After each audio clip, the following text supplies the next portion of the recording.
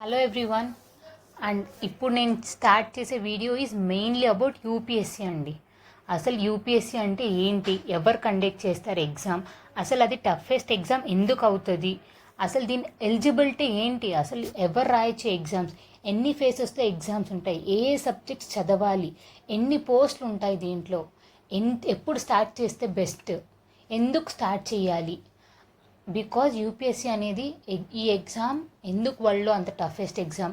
This is not an exam అండి, simple exam కాదు. ఒక్కసారి దీంట్లో సెటిల్ అయితే మన లైఫ్కి ఒక టర్నింగ్ పాయింట్ లాగా. అలా ఎందుకు అంటారు? సో అవన్నీ ఒకసారి డిస్కస్ చేద్దాం. అసలు ఎన్ని బుక్స్ చదవాల్సి వస్తుంది, అసలు అది నిజంగా టఫా, ఈజీయా, లేక people will call it as టఫా, కొంతమందికి ఎందుకు ఫస్ట్ అటెంప్ట్లో వస్తుంది, కొంతమందికి ఎందుకు ఫిఫ్త్ అటెంప్ట్ సిక్స్త్ అటెంప్ట్లో వస్తుంది. ఇవన్నీ కావాలంటే ఖచ్చితంగా ఈ వీడియో ఫుల్గా చూడండి. అండ్ మన ఎన్విరాన్మెంట్ ఎలా ఉండాలి, జస్ట్ ఏదో నామకే వాస్తు చదివేస్తున్నాం వచ్చేస్తున్నాం అని కాదండి. ఎవ్రీథింగ్ పర్ఫెక్ట్గా ఉంటేనే అవుతుంది. అండ్ ఏ న్యూస్ పేపర్ చదవాలి, ఎందుకు న్యూస్ పేపర్ చదవాలి, ఆ టాపిక్స్ అన్నీ డిస్కస్ చేద్దాం. Before that please subscribe and like, share. And మీకు ఏ డౌట్స్ ఉన్నా కమెంట్ సెక్షన్లో అడగండి. అండ్ నౌ అన్నిటికంటే ముందు ఫస్ట్ మనం యూపీఎస్సీ నాకు 2025లో ఎగ్జామ్ ఎప్పుడు ఉంది అని తెలుసుకోవాలి. ఫస్ట్ యూపీఎస్సీ ఎగ్జామ్ ఉంటుంది ప్రతి ఇయర్ మే జూన్ ఈ మంత్లోనే ఉంటుంది. ఎగ్జామ్ క్యాలెండర్ అనేది రిలీజ్ చేసేస్తారండి. ఎప్పుడు రిలీజ్ చేస్తారు? 1 year ముందే రిలీజ్ చేస్తారు. సో మీరు ఒకవేళ 2026లో అటెంప్ట్ చేయాలి అని అనుకుంటే 2025లోనే క్యాలెండర్ రిలీజ్ చేసేస్తారు. ఇప్పుడు మ్యాక్సిమం పీపుల్ 2025కి అటెంప్ట్ చేయాలి అని అనుకుంటున్నారు. సో ఎప్పుడుంది మన 2025లో exam? So it's on May 25th. So 1 day ఉంటుందండి ఎగ్జామ్. సో ఫస్ట్ మనం మైండ్లో ఏం క్లియర్ చేసుకోవాలి అంటే examination calendar, mainly UPSC exam calendar 1 year బిఫోరే రిలీజ్ చేసేస్తారు. సో 1 year ముందే మనం స్టార్ట్ చేయాలి మన ప్రిపరేషన్. నెక్స్ట్ థింగ్, ఇప్పుడు యూపీఎస్సీ నోటిఫికేషన్ చూద్దాం. సో చూస్తున్నారా అండి, ఇది 2023ది. నేను ఆల్రెడీ 2018ది, 2019, నియర్లీ ఒక 5 years ఎగ్జామ్ క్యాలెండర్ మొత్తం చూశాను. సేమ్ ఉంటుందండి. డిఫరెన్స్ ఏముంటుంది అంటే ఓన్లీ నంబర్ ఆఫ్ పోస్టులు ఒక్క డిఫరెన్స్ ఉంటుంది. కానీ 2000 ఒక్కొక్కసారి ప్యాటర్న్ అనేది చేంజ్ అవుతుంది. అది ఒకవేళ ప్యాటర్న్ చేంజ్ చేస్తే అది పెద్ద వైరల్ న్యూస్ అవుతుంది. So it will be automatically known.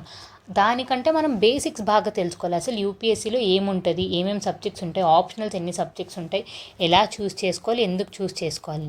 So first మనం డిస్కస్ చేయాల్సింది బేసిక్స్. చాలామంది నాకు యూపీఎస్సీ గురించి అంతా తెలుసు అని లోపలికి గెట్ ఇన్ అవుతారు. But you don't know anything. మనకు తక్కువ తెలుసు అని అనుకుంటేనే మనం ఎక్కువ నేర్చుకోగలం. So first union public service commission, ఇది ఒక కమిషన్ అండి, ఒక ఆర్గనైజేషన్, అంటే ఒక బాడీ లాగా. ఈ బాడీ రిక్రూట్ చేస్తుంది. ఏది రిక్రూట్ చేస్తా అంటే ఎగ్జామ్స్. ఫస్ట్ ఈ యూనియన్ పబ్లిక్ సర్వీస్ కమిషన్కి ఎలిజిబుల్ అవ్వాలంటే, వీళ్ళు పెట్టే ఎగ్జామ్స్కి ఎలిజిబుల్ అవ్వాలి అంటే ఫస్ట్ మనం రిజిస్టర్ అవ్వాలి. ఎలా? యూపీఎస్సీ ఆన్లైన్ nic.com ఇన్లో వెళ్ళి 1 time రిజిస్ట్రేషన్తో రిజిస్టర్ అవ్వాలి. సో కనిపిస్తుంది కదండి ఓటీఆర్, దాంట్లో మన డేట్ ఆఫ్ బర్త్ ఎవ్రీథింగ్ చదువుదాం. ఓటీఆర్లో రిజిస్టర్ అవ్వాలి. మోడిఫికేషన్ ఆఫ్ ఓటీఆర్ ప్రొఫైల్, ఒకవేళ మనం ఏమైనా మిస్టేక్స్ చేస్తే ఆ ఓటీఆర్ ప్రొఫైల్ అంటే ఏంటో కూడా డిస్కస్ చేద్దాం. ఫస్ట్ మనం యూపీఎస్సీ మీరు ఎలిజిబుల్లా కాదా, ఫస్ట్ యూపీఎస్సీ వెబ్సైట్కి ఓపెన్ చేస్తే అక్కడ అప్లై ఫర్ ఓటీఆర్ ప్రొఫైల్ అని ఉంటుంది. ఓటీఆర్ ప్రొఫైల్ క్లిక్ చేసిన తర్వాత అంత ప్రొఫైల్ అంతా నింపేసిన తర్వాత మనం ఒకవేళ ఏమైనా ఎడిట్ చేసుకోవాలన్నా 7 days లోపలే ఎడిట్ చేసుకోవాలి, మిగతా టైమ్స్లో లేదు. అలా ఒక్కసారి 1 time రిజిస్ట్రేషన్ జరిగిన తర్వాత ఫ్యూచర్లో యూపీఎస్సీ ఏ ఎగ్జామ్ కండక్ట్ చేసినా మనం అందరం ఎలిజిబుల్. సో అది ఫస్ట్ థింగ్, 1 time రిజిస్ట్రేషన్ చేసుకోవాలి యూపీఎస్సీ ఎగ్జామ్స్ రాయాలి కండక్ట్ చేసేది అంటే. And next last date, penalty, తర్వాత పెనాల్టీ, రాంగ్ ఆన్సర్స్, ఇవన్నీ పెద్దవండి, లాస్ట్లో డిస్కస్ చేద్దాం. ఇప్పుడు యూపీఎస్సీ కండక్ట్ చేసే ఎగ్జామ్స్ ఏంటి? యూపీఎస్సీకి అప్లై చేస్తున్నాము అంటే mainly civil service examination. UPSC యొక్క broad number of exams conduct చేస్తుందండి. కానీ మనం సివిల్ సర్వీస్కి అప్లై చేసాము అంటే what are the post we are eligible అంటే IAS, IFS, IPS, Indian audit and account service, group A services. So civil accountants, corporate law, some group A cadre కింద చాలా jobs ఉంటాయి. అండ్ గ్రూప్ వి కూడా చాలామంది వినుంటారు, ఢిల్లీ, అండమాన్ అండ్ నికోబార్, లక్షద్వీప్ ఐలాండ్స్లో డానిప్స్ అని. సో గ్రూప్ బి పోస్టులు. So ఇలా మనకు నియర్లీ 24 పోస్టులు ఉంటాయి. ఈ 24 పోస్ట్ని బ్రేక్ డౌన్ చేసి 700 పోస్టులు ఉన్నాయి, 800 పోస్టులు ఉన్నాయని రిలీజ్ చేస్తుంటుంది. సో అర్థమైందా అండి? యూపీఎస్సీ అనే ఒక కమిషన్ మనకు ఎగ్జామ్ కండక్ట్ చేస్తుంది. ఆ ఎగ్జామ్లో ఏ పోస్టులకు రిక్రూట్ చేస్తుంది అంటే ఈ సమ్ 24 to 25 పోస్టులకు రిక్రూట్ చేస్తుంది. అవి ఏంటి పోస్టులు అంటే group A and group B పోస్టులు అండ్ కొన్ని ఇవి ఇంపార్టెంట్ సెంట్రల్ పోస్టులు. ఇవన్నిటికీ ఎలిజిబిలిటీ లేదా ఉందా అని మనం ఓటీఆర్ ప్రొఫైల్ రిజిస్టర్ చేసుకొని ఈజీగా మనం ఫామ్స్ ఫిల్ చేసేయచ్చు. అండ్ నెక్స్ట్ ఈ vacancies varies from time to time. 2023లో ఇన్ని పోస్టులు ఉన్నాయి, 24లో ఇంకొన్ని పోస్టులు ఇంక్రీజ్ అవుతాయి, డిక్రీజ్ అవుతాయి, 26లో ఇంకా ఇంక్రీజ్ అవ్వచ్చు, డిక్రీజ్ అవ్వచ్చు. అండ్ ఇప్పుడు నెక్స్ట్ ఇంకా స్క్రోల్ చేస్తే ఇంకేముంది అండ్ ఇవి personality with bench mark disabilities. So disable ఉన్న పర్సన్స్, కొంతమందికి విజన్ సరిగ్గా ఉండదు, కొంతమందికి హియరింగ్ ప్రాబ్లం ఉంటుంది, కొంతమందికి లోకోమోటరీ ప్రాబ్లమ్స్ ఉంటాయి.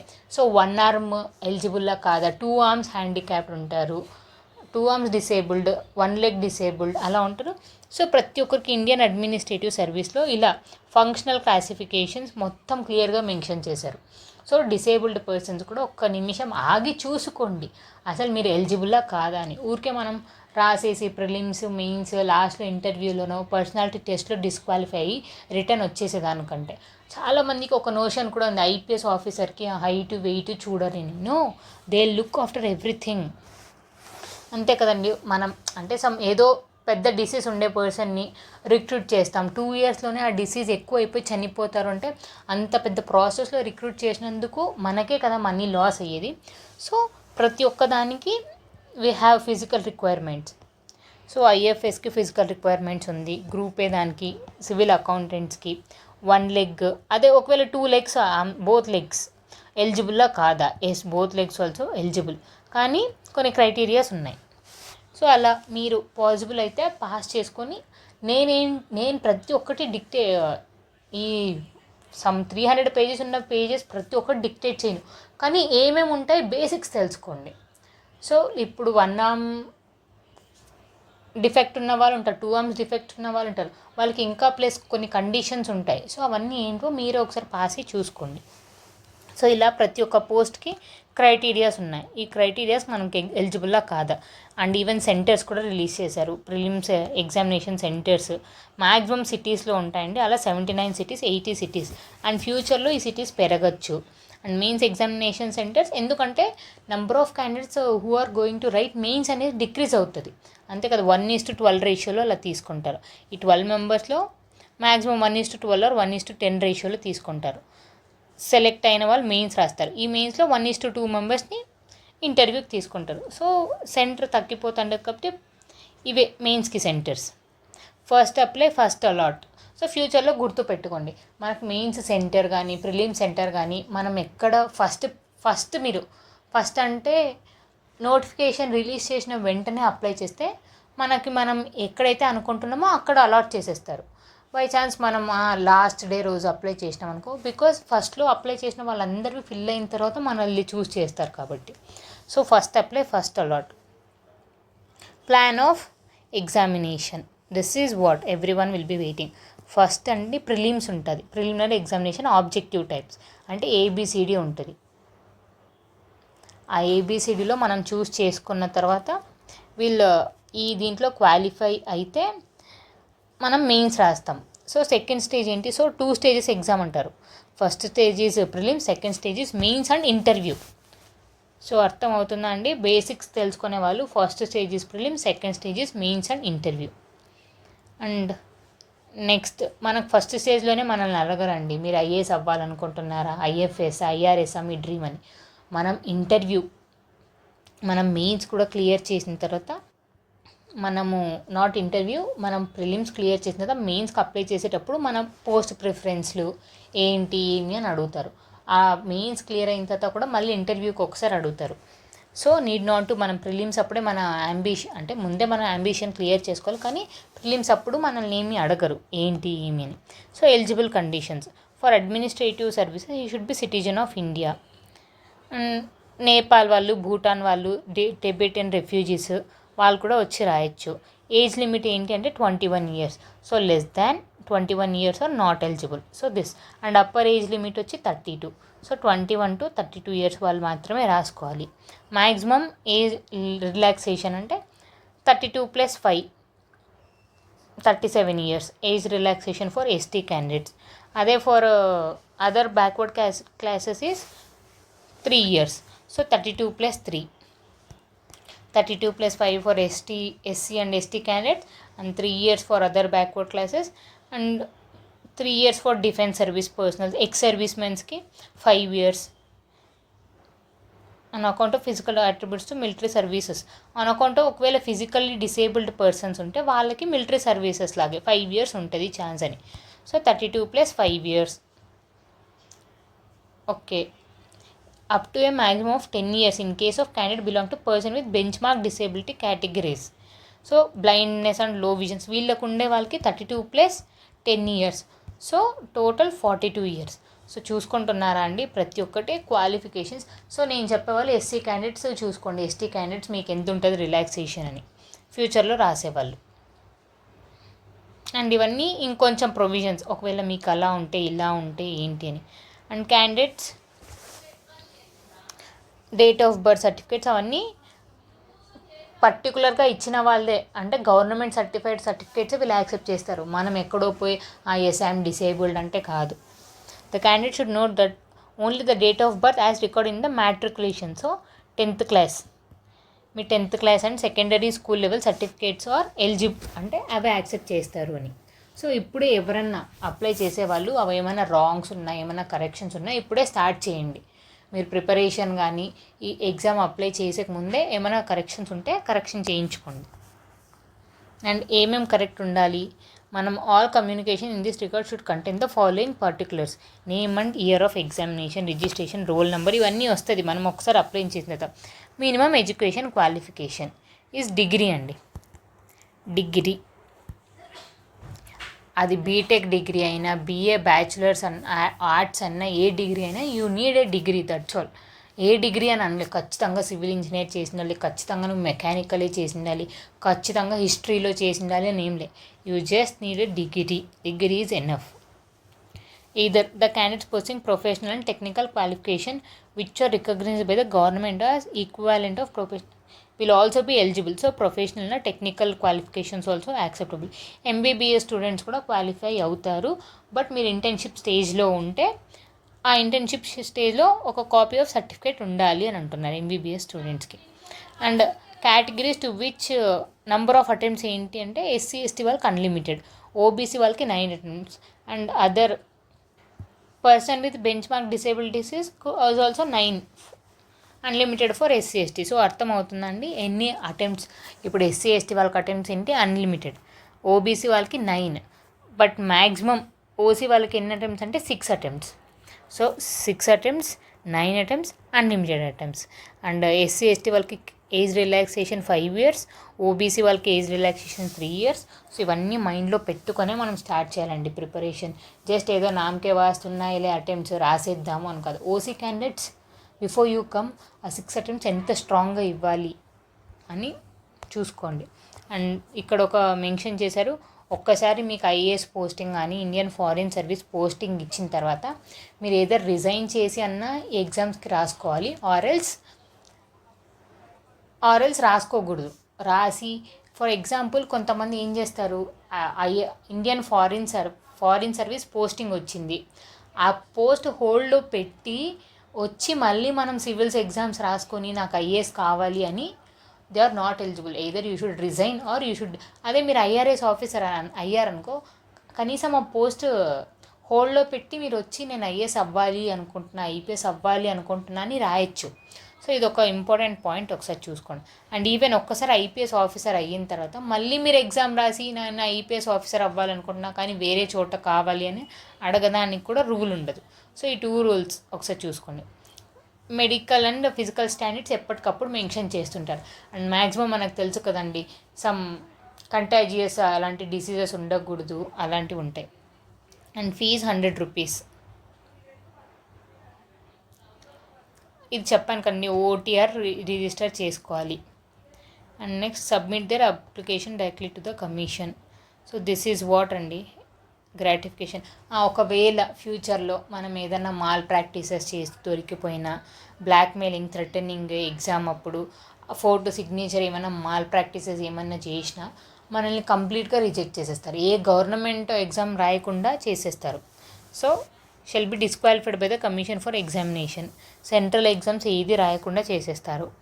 Last date for submission last డేట్లోనే చేయాలి. మళ్ళీ ఫ్యూచర్లో మాకు టైం సరిపోలేదు, వీ నీడ్ ఎక్స్ట్రా టైం అన్నా యాక్సెప్ట్ చేయరు.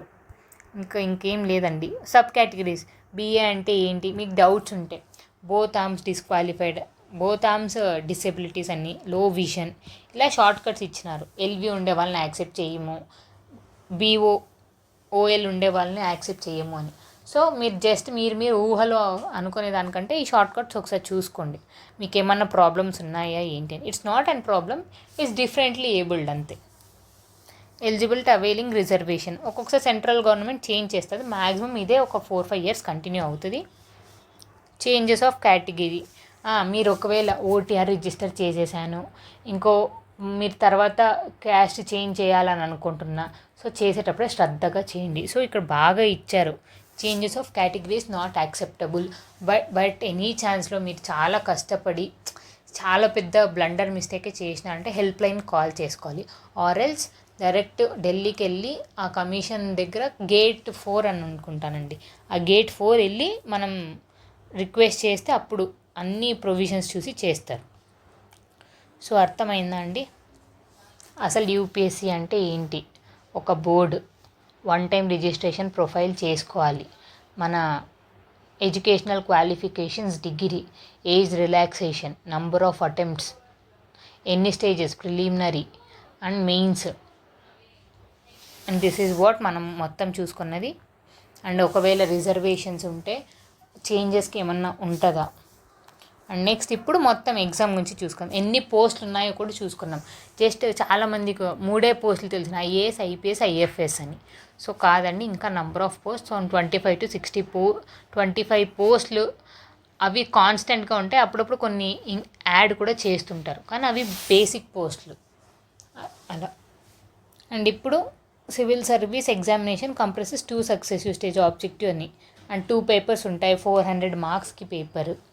అండ్ మెయిన్స్ ఎగ్జామినేషన్, మెయిన్స్ అదే చెప్పాను కదండి, 12:13 రేషియోలో తీసుకుంటారు. మనం సమ్ 4 to 5 lakhs మెంబర్స్ రాస్తే ఈ 4 to 5 lakhsలో 1:12 మెంబర్స్ని తీసుకుంటే సమ్ 50,000 మెంబర్స్ అలా రాస్తారు అంతే అండి. దీంట్లో మళ్ళీ 1:2 తీసుకుంటారు. ఇంటర్వ్యూలో సెలెక్ట్ చేస్తే వాళ్ళకి పోస్టింగ్ ఇస్తారు. సో పేపర్ 2లో పేపర్ 1 అనేది objective 2 papers, both are objective, paper 1 and paper 2. ఇది preliminary stage, each paper 200 marks. ఈ పేపర్ 2లో మినిమం మనకి 33% రావాలి. 33% మార్క్స్ వస్తేనే మనల్ని పేపర్ 1 మనది వాల్యుయేషన్ చేస్తారు. వాల్యుయేషన్ అందరిది చేస్తారు, క్వాలిఫై అవుతామో లేదో తెలుస్తుంది. సో మనకు పేపర్ 1 ఒకటే కాదు స్కోరింగ్, పేపర్ 2లో మినిమం మార్క్స్ స్కోర్ చేయాలి. పేపర్ 1లో మినిమం మార్క్స్ ఉండవు, అది రేంజెస్, కట్ ఆఫ్ని రేంజ్ అవుతూ ఉంటుంది. మళ్ళీ వాళ్ళని ఎంత 1:12 మెంబర్స్ని సెలెక్ట్ చేయాలి కదా, సో రేంజ్ అనేది డిఫరెన్స్ అవుతుంది. ఒక్కొక్కసారి కట్ ఆఫ్ 60 ఉంటుంది, ఒక్కొక్కసారి 80 ఉంటుంది, ఒక్కొక్కసారి 90 ఉంటుంది, ఇట్ డిపెండ్స్. కానీ పేపర్ 2కి మాత్రం కాన్స్టెంట్ కట్ ఆఫ్ 33 marks అంటే 66 marks వస్తే చాలు ఆఫ్టర్ 200. అండ్ నెగిటివ్ మార్క్స్ ఎంత ఉంటుంది అంటే 1/3 0.33. అండ్ ఇప్పుడు మనం మెయిన్స్కి ఎంటర్ అవుదాం. మెయిన్స్లో ఎన్ని ఉంటాయి అంటే 9 papers ఉంటాయి, ఎస్ఏ టైప్. సో మెయిన్స్లో 9 papers, ఆ 9 papers ఏంటో డిస్కస్ చేద్దాం. అండ్ నెక్స్ట్, సో టోటల్ మీరు ఎన్ని ఎగ్జామ్స్ రాసినారు? ఇప్పుడు మెయిన్స్ రాసి ఇక్కడ ఒక 2 papers రాస్తున్నారు, 9, 10, 11 papers రాశారు. అండ్ లాస్ట్లో ఇంటర్వ్యూస్ ఫర్ 275 marks. చెప్పాను కదండి, 1:2 రేషియోలో తీసుకుంటారు. అండ్ ఈ 275 marksకి ఎస్సీ వాళ్ళకి ఇంత రావాలి, ఎస్టీ వాళ్ళకి అంత రావాలి అని ఏమి ఉండదు.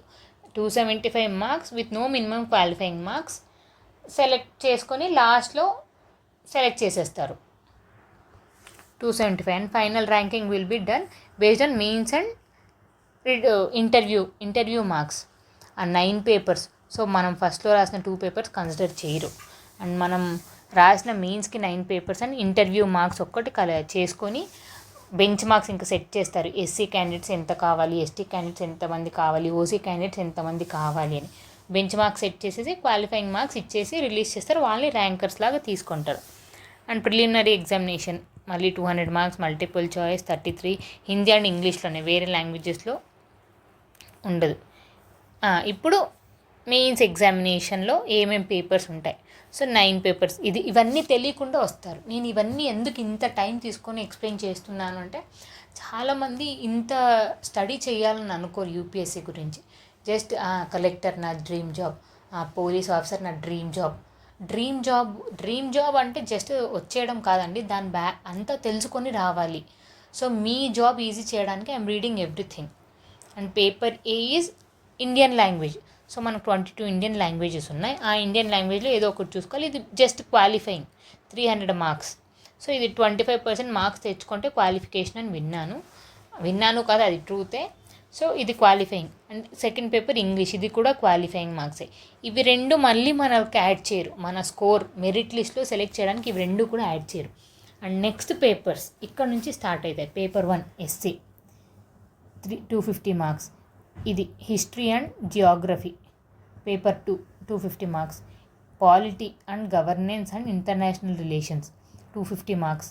Science and technology and environment 250 marks. Ethics even economy also 250 marks. Ethics integrity is 250 marks. And optional subjects 2 subjects. ఈ ఆప్షనల్స్ వేరే అవుతాయి. Sociology, anthropology, agriculture, mathematics, so law subjects, అలా డిఫరెంట్ సబ్జెక్ట్స్ ఉన్నాయి. 250. And paper 2 is 250. So total ఎన్ని marks అండి? So 1750 marks. Only ఆ 2 papers తీసేసేయాలి మనం. First paper 1, paper 2 just qualification కాబట్టి. ఈ 1750 మార్క్స్ ప్లస్ ఇంటర్వ్యూ 275 మార్క్స్, ఇవి రెండు క్యాలిక్యులేట్ చేసిన తర్వాత 25 మార్క్స్కి మనం ఎగ్జామ్ రాస్తున్నాం. సో ఇప్పటివరకు మనం ఏమేమి నేర్చుకున్నాం? పేపర్ 1 అండ్ పేపర్ 2 ప్రిలిమినరీ రాస్తాం. ఇది జస్ట్ క్వాలిఫికేషన్ పర్పస్. దీంట్లో క్వాలిఫై అయిన తర్వాత మెయిన్స్ రాస్తాం. మెయిన్స్లో ఫస్ట్ ఇండియన్ లాంగ్వేజ్తో ఒక పేపర్ రాస్తాం, ఇంగ్లీష్ ఒక పేపర్ రాస్తాం. ఇది కూడా జస్ట్ క్వాలిఫికేషన్ పర్పస్. దీని తర్వాత మళ్ళీ మనం నియర్లీ 7 పేపర్స్ రాస్తాం. ఈ 7 పేపర్స్నే మెరిట్ లిస్ట్లో క్వాలిఫై చేస్తారు. ఈ 7 పేపర్స్ మెయిన్స్ క్వాలిఫై అయిన తర్వాత ఇంటర్వ్యూ అటెండ్ చేస్తాం 275 మార్క్స్కి. సమ్ మినిమం మార్క్స్ ఉండవు. ఎంతన్నా 20 అన్నా రావచ్చు, కొంతమంది 10 రావచ్చు, 50 రావచ్చు, 100 రావచ్చు, 200 కూడా రావచ్చు. ఇప్పుడు ఈ 7 పేపర్స్ ప్లస్ ఈ ఇంటర్వ్యూ మార్క్స్ క్యాలిక్యులేట్ చేసేసి మనం మెరిట్ లిస్ట్లో ఉన్నామా లేదా చూసి మనకు పోస్టింగ్ ఇస్తారు. సో అర్థమవుతుందా అండి? ఇండియన్ లాంగ్వేజ్ ఎంత పర్సెంట్ రావాలి? 25% రావాలి అని చెప్తున్నాను కదండి. ఫస్ట్ మనం రాసే ఇండియన్ లాంగ్వేజెస్ పేపర్స్ అండ్ ఆ పేపర్స్. లాంగ్వేజెస్ వేరే కొంతమంది ఆ ఇండియన్ లాంగ్వేజెస్లో ఏ స్క్రిప్ట్లో రాయాలి అంటే ఇది ఒకసారి చూసుకోండి. తెలుగు వాళ్ళు తెలుగు స్క్రిప్ట్, ఆంధ్ర నుంచి అయితే కర్ణాటక నుంచి అయితే కన్నడ స్క్రిప్ట్, అలా. Optional subjects agriculture, botany, civil engineering, history, law, medical science, philosophy, sociology, zoology. ఇవి మనం 2 పేపర్స్ రాస్తాం. 3 hours duration. Note, question paper of examination will have conventional essay type. Each paper will have 3 hours duration, so no extra time will be given. Disabled వాళ్ళకి కొంచెం extra ఇస్తారు. Candidate will have an option to all the questions paper except the qualifying language. So done అండి. ఇదే అండి మొత్తం. Own hand రైటింగ్తో రాయాలి. Both ఆమ్ affected వాళ్ళకైతే scribe ఇస్తారు. దానికి కూడా కొన్ని క్వాలిఫికేషన్స్ ఉన్నాయి. స్క్రైబ్ డీటెయిల్స్ ఫిల్ చేసేయాలి. మొత్తం అప్రూవ్ చేసిన తర్వాతనే తీసుకోవాలి. Direct both I'm not having both arms directly I'll get scribe కాదు. వాళ్ళకు ఒక సపరేట్ పోర్టల్లో మొత్తం ఫామ్స్ ఫిల్ చేయాలి. ఇవి ఒక స్క్రైబ్ ఎలా ఉండాలి ఏంటి అని. విజన్, ఇంటర్వ్యూ అండ్ పర్సనాలిటీ మనకంతా రికార్డ్ చేసి ఉంటారు.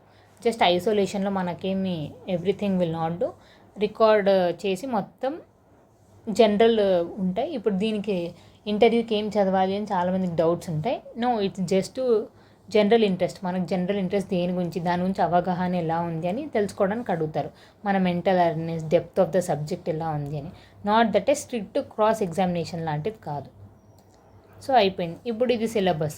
Preliminary examination, history, Geography, current event, ఇవన్నీ మనం నెక్స్ట్ వీడియోలో డిస్కస్ చేద్దామండి. So I think you have understood everything. And మీకు ఇంకా ఏమైనా డిస్కస్ చేయాలి అని అంటే ప్లీజ్ కమెంట్ సెక్షన్లో కమెంట్ చేయండి. మనం ఫ్యూచర్ క్లాసెస్లో ఇఫ్ పాసిబుల్ అసలు యూపీఎస్సీలో పేపర్ 1 ఏం సిలబస్, పేపర్ 2 ఏం సిలబస్ మొత్తం డిస్కస్ చేద్దాం. అండ్ ఇంకోటి నేనేం ఇప్పుడు ఒకసారి ఫైనల్గా what I'm going to tell, ఒక స్మాల్గా అసలు UPSC is union public service commission. ఒక ఎగ్జామ్ ఎవరు రాయొచ్చు, డిగ్రీ అయిపోయిన క్యాండిడేట్స్ రాయొచ్చు. ఎలా రాయాలి అంటే 1 టైం రిజిస్ట్రేషన్ చేసుకోవాలి. ప్రొఫైల్ ఎగ్జామ్ క్యాలెండర్ ముందే రిలీజ్ చేస్తుంది 1 ఇయర్ ముందు. సో ఏమేమి ఎన్ని ఎగ్జామ్స్ రాయాల్సి వస్తుంది అంటే ఫస్ట్ ప్రిలిమ్స్ ఎగ్జామ్స్ రాయాలి. ప్రిలిమ్స్ ఎగ్జామ్స్ రాసిన తర్వాత మెయిన్స్ ఎగ్జామ్ రాయాలి. మెయిన్స్లో క్వాలిఫై అయిన తర్వాత ఇంటర్వ్యూ క్వాలిఫై అవ్వాలి. ఇంటర్వ్యూలో క్వాలిఫై అయిన తర్వాత మెరిట్ లిస్ట్లో మీ మెరిట్ ఉంటే మీకు పోస్టింగ్ ఇస్తారు. ఏ దానిలో పోస్టింగ్ ఇస్తారు అంటే ఓన్లీ ఐఏఎస్, ఐపీఎస్, ఐఎఫ్ఎస్ కాదు, ఇంకా నంబర్ ఆఫ్ డానిప్స్, అలా నంబర్ ఆఫ్ జాబ్స్ ఉన్నాయి. అవి అప్పుడప్పుడు వేరీ అవుతుంటాయి. ఆ జాబ్స్ అన్నిటికీ ఎలిజిబుల్ అవుతాయి. గ్రూప్ ఏ, గ్రూప్ బి పోస్టుల కిందకు వస్తాయి. అండ్ ఒక్కొక్క preliminary is just for qualifying 200 marks, 200 marks. Paper 2 is for 33% వస్తే చాలు, క్వాలిఫై అయిపోతారు. అండ్ పేపర్ 1, పేపర్ 2 అయిపోయిన తర్వాత మళ్ళీ మనం మెయిన్స్ రాసేటప్పుడు Indian language and English paper is just qualification purpose రాస్తాం. దాని తర్వాత మిగతా 7 పేపర్స్ మెరిట్ లిస్ట్లో ఉండడానికి రాస్తాం. ఆ సబ్జెక్ట్స్ ఏంటో ఒకసారి ఆల్రెడీ చూపించిన Geography, history, polity, economy, science and technology, environment and optional subjects. మనకి ఆప్షనల్ సబ్జెక్ట్స్ 24 ఆప్షనల్ సబ్జెక్ట్స్ ఉన్నాయి. దాంట్లో మీరు ఏది బెస్ట్ ఒకసారి చూస్ చేసుకోండి. అండ్ ఇదే అండి. ఇంకా మీకు ఏమైనా డౌట్స్ ఉంటే యూపీఎస్సీ గురించి ప్లీజ్ కమెంట్ సెక్షన్లో కమెంట్ చేయండి. Thank you.